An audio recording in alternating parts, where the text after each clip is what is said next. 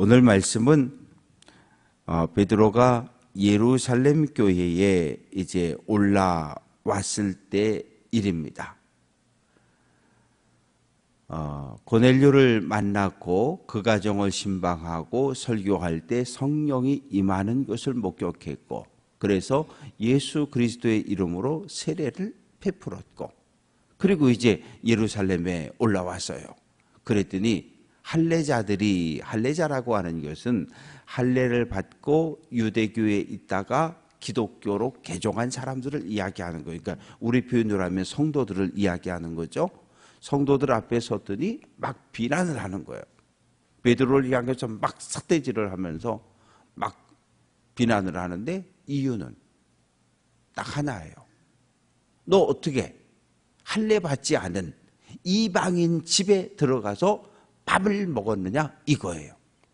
복음을 전해서 성령이 충만하고 이런 거 가지고 이야기하는 게 아니라, 율법에 유대인은 할례 받은 하나님의 거룩한 백성은 이방인을 만나도 안 되고 밥을 먹어도 안 되는데 너는 그 집에 신방을 가고 거기 가서 밥을 먹었다고 지금 베드로를 막 야단을 치고 있습니다.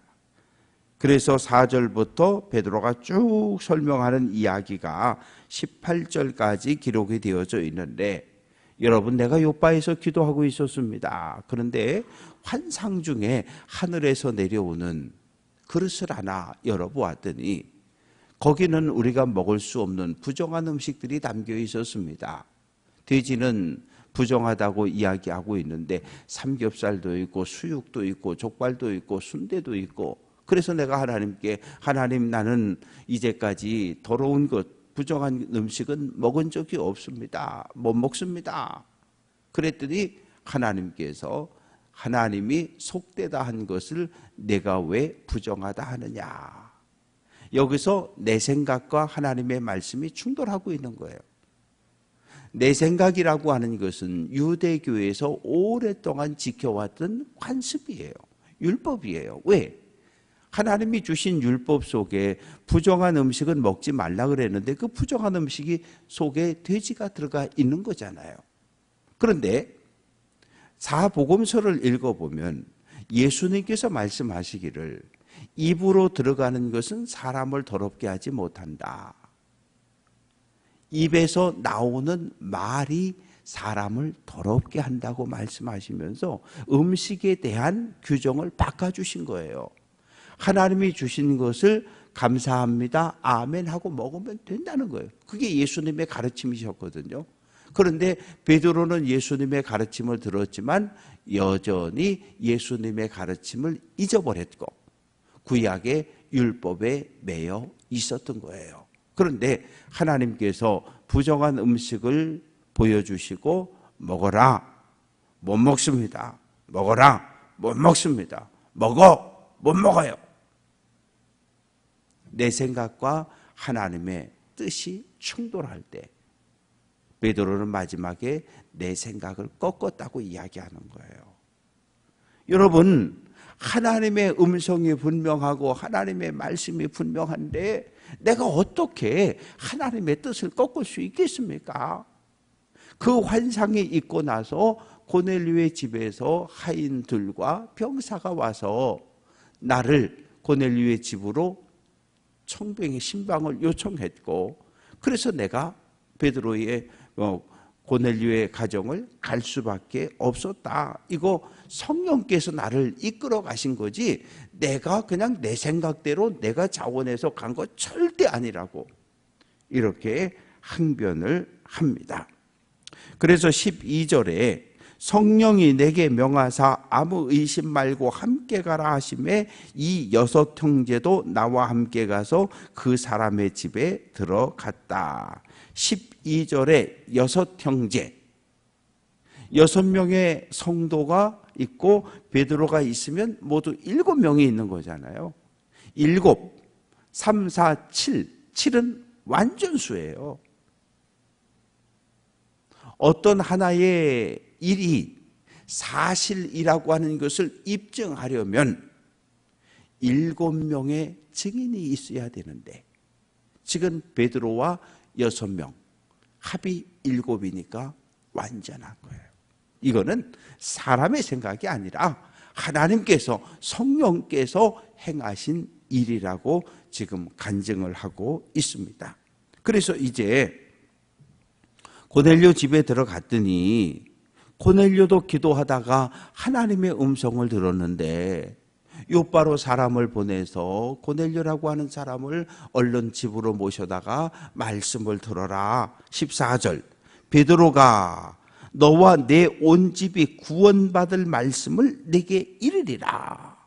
베드로를 청하면 베드로가 구원 얻을, 죄사함 받을 하나님의 거룩한 백성이 될 수 있는 말씀을 너희에게 전해줄 테니까 어서 베드로를 초청해 와라. 그래서 베드로가 우리 집에 오셨다. 베드로가 15절, 내가 말을 시작할 때에, 설교를 막 이제 시작하는데 하늘에서 불같은 성령이 임했다는 거예요. 왜? 어떻게 알아요? 불같은 성령인지. 마가다락방에서 임했던 15절 보면 처음 우리에게 하신 것과 같이 하셨다. 마가다락방에서 120명이 모여서 기도하다가 오순절에 하늘에서 불같은 성령이 우리에게 임하지 않았냐.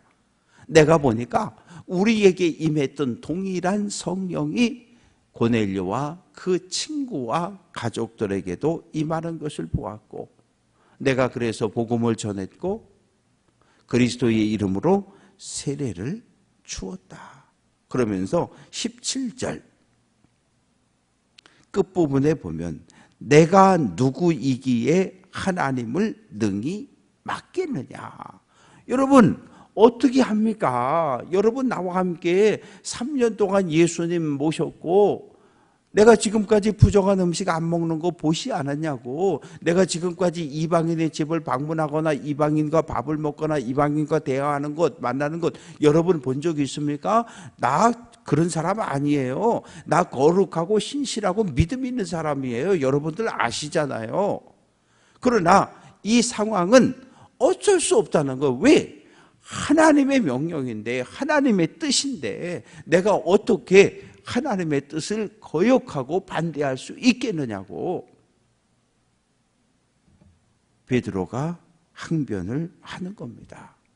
그러자 이제 그곳에 있던 할례 받은 성도들이 고개를 끄덕끄덕하면서 그러면 이제 이방인에게도 하나님께서 영광을 받으셨군요. 우리만 구원받는 줄 알았는데, 이스라엘만, 아브라함의 핏줄만 구원받는 줄 알았는데 이제 보니까 이방인도 구원을 얻을 수 있군요 라고 하는 것을 모두가 인정하고 하나님께 영광을 돌립니다. 19절부터 30절까지 말씀 속에는 스데반이 순교를 당한 이후에 사람들이, 성도들이, 사도들만 남고 성도들은 다 흩어졌잖아요. 그러면 예루살렘 교회에 최대 2만이 넘는 3,000명, 5,000명 남자만 5,000명이니까 여자를 포함하면 2만여 명의 성도들이 다 흩어진 거잖아요. 그래서 다메섹으로도 도망가고 사마리아 땅으로도 가고 또 그 위 두로와 시돈, 베니게, 안디옥까지 도망을 쳤던 거죠. 당시 안디옥이라고 하는 것은 어마어마하게 큰 도시였어요. 유대인이 4만 명이 살고 있었어요. 회당도 많았어요. 그런데 예루살렘에서 흩어진 성도들은 그 이방인들에게는 복음을 전하지 않았어요. 그런데 20절 말씀 보면 구브로, 구레네 몇 사람이 안디옥에 와서 헬라인 이방인들에게도 복음을 전합니다. 그런데 놀라운 건 그들이 예수를 영접한 거예요. 21절 주의 손이 그들과 함께 하심에 그러니까 복음을 전하는 건 우리가 할 일이에요. 그 사람이 복음을 듣고 예수를 영접하느냐 안 하느냐는 우리 책임은 아니에요. 왜? 디아스포라 유대인들 가운데 예수를 영접한 사람들이 이방인 헬라인들에게 복음을 전했는데 21절 주의 손이 그들과 함께 하셨다. 하나님의 능력의 손이 그 이방인들과 함께 할 때 그들이 복음을 듣고 아멘하고 예수를 영접했다는 거예요. 그러니까 오늘도 마찬가지예요. 우리가 할 수 있는 일은 때를 얻든지 못 얻든지 복음을 전하는 걸로 끝이에요. 그 사람이 예수 믿고 안 믿고는 그건 내 소관이 아니라는 이야기예요. 그건 내 책임이 아니라는 거예요. 내 책임은 복음을 전하는 일, 요것까지만 내 책임이고 우리들의 책임입니다. 그래서 안디옥에 교회가 세워져서 예루살렘 교회에서 바나바를 보냈고 바나바가 내려가서 이야기합니다. 23절 모든 사람에게 굳건한 마음으로 주와 함께 머물러 있으라. 무슨 뜻이에요? 예루살렘 교회는 이미 박해와 탄압을 받았고 계속 진행 중이잖아요. 지금 안디옥 교회는 처음 세워졌잖아요. 그러니까 여러분 예수 믿다 보면 로마 제국이 박해할 수도 있고 유대 교인들이 박해할 수도 있고 이 지역의 다른 신을 믿는 사람들이 공격해서 어려움을 겪을 수도 있습니다. 고난과 환난과 탄압을 당할 때에 교회를 떠나거나 예수를 부인하지 말고 여러분들의 믿음을 꼭 붙잡으십시오. 이렇게 권면을 합니다. 그리고 이제 교회가 24절 보면 바나바는 착한 사람, 성령과 믿음이 충만한 사람, 이에 큰 무리가 죽게 더하여 지더라. 점점점 안디옥 교회가 부흥하고 성장해서 100명, 200명, 300명 막 늘어나는 거죠. 그러니까 바나바가 목회의 한계를 느끼게 돼요. 이제 나 혼자는 더 이상 목회를 할 수가 없겠다. 이 교회를 나 혼자는 더 이상은 내 능력 가지고는 도저히 안 되겠다. 누가 나를 좀 도와주면 좋을까? 기도하는 가운데 사울을 떠올리는 거예요. 사울이 어디에 있습니까? 길리기아 다소에 있잖아요. 안디옥에서 다소까지는 250km입니다. 250km인데 안디옥에서 다소를 가려면 반드시 타우루스 산맥을 넘어가야 돼요. 그 험한 산을 넘어가야 다소에 갈 수 있는데 바나바가 다소까지 가서 다소에서 3년째 기도하고 묵상하고 있던 사울을 데려오는 거예요. 그래서 혼자 목회하다가 이제는 서로 둘이서 협력해서 1년 동안 안디옥 교회를 섬겼는데 더 많은 성도들이 모여들게 되고 26절 끝부분에 안디옥에서 비로소 그리스도인이라 일컬음을 받게 되었다. 그리스도인이라고 하는 말의 의미는 예수를 따라가는 사람들이란 의미예요. 그러니까 오늘 우리도 그리스도인이라는 아름다운 이름이 우리에게 주어졌는데 그리스도인은 예수 그리스도를 따라가는 사람, 따라가는 제자 그런 뜻이에요. 어떻게 살아야 돼요? 예수님 가르침을 순종해야 하고 예수님 마음을 품고 예수님처럼 행동하고 예수님처럼 말하고 예수님처럼 살아야 되는 거예요. 그게 그리스도인입니다.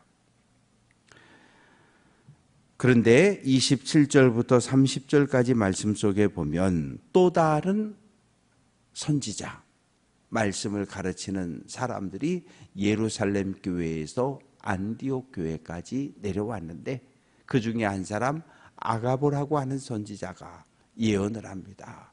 예언의 내용은 예루살렘에 기근이 든다는 거예요. 그런데 실제로 글라우디오 황제 때 3년 동안 연속 유대와 예루살렘에 기근이 들어서 성도들의 삶이 엄청 힘들었어요. 그래서 안디옥 교회가 헌금을 한 거예요. 특별한 헌금을 한 거예요. 예루살렘 교회가 복음을 우리에게 전해준 예루살렘 교회가 바나바를 보내준 예루살렘 교회가 사울이 우리와 함께 목회할 수 있는 것을 허락해준 예루살렘 교회가 성도들이 먹을 것이 없어서 고난을 당한다는데 유대교가 주는 일주일의 양식을 받지 못한다는데 우리가 좀 도와야 되지 않겠습니까?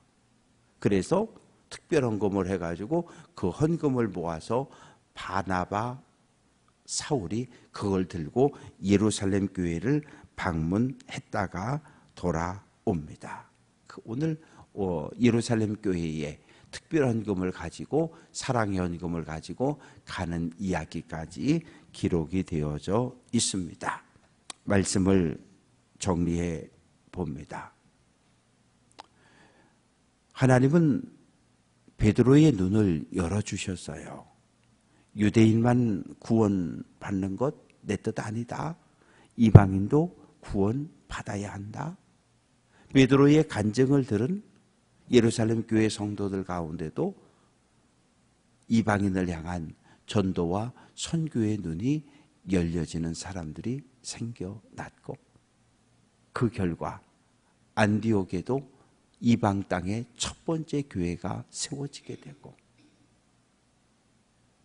그곳에서 그리스도인이라고 하는 아름다운 이름, 어찌 보면 우리에게는 아름다운 이름이지만 그 당시로서는 비난과 조롱의 말일 수 있어요. 에휴, 저 예수 믿는 놈들, 이런 표현. 우리 60년대, 70년대 교회 다니는 성도들을 뭐라고 불렀어요? 예수쟁이라고 불렀잖아요. 우리나라에서 쟁이라고 하는 단어가 붙으면 전문가라고 하는 의미도 있지만 조롱하고 비하하는 표현도 담겨 있는 거거든요. 그러나 우리에겐 아름다운 이름, 그리스도인입니다. 바라고 소망하는 것은 복음을 받아서는 안 되는 사람은 없어요. 복음을 전하는 건 우리 책임이고 복음을 듣고 영접하고 안 하고는 하나님의 역사고 그 사람의 삶이에요. 우리는 전하는 일만 하면 됩니다. 바라고 소망하는 것은 120명의 성도들이 성령을 경험하고 고넬료의 가족과 친구들이 성령을 경험하고 이런 성령의 동일한 역사가 2000년의 시간을 흘러 우리에게까지 임했고 이제 우리가 해야 할 일은 성령의 충만함을 따라 하나님의 음성을 듣고 하나님의 뜻을 깨닫고 교회를 중심으로 성도들이 하나 된 하나님이 보시기에 좋은 교회를 세워가고 복음을 전함으로 하나님께 영광 돌리는 귀한 성도들의 삶이 될 수 있기를 주님의 이름으로 축원합니다.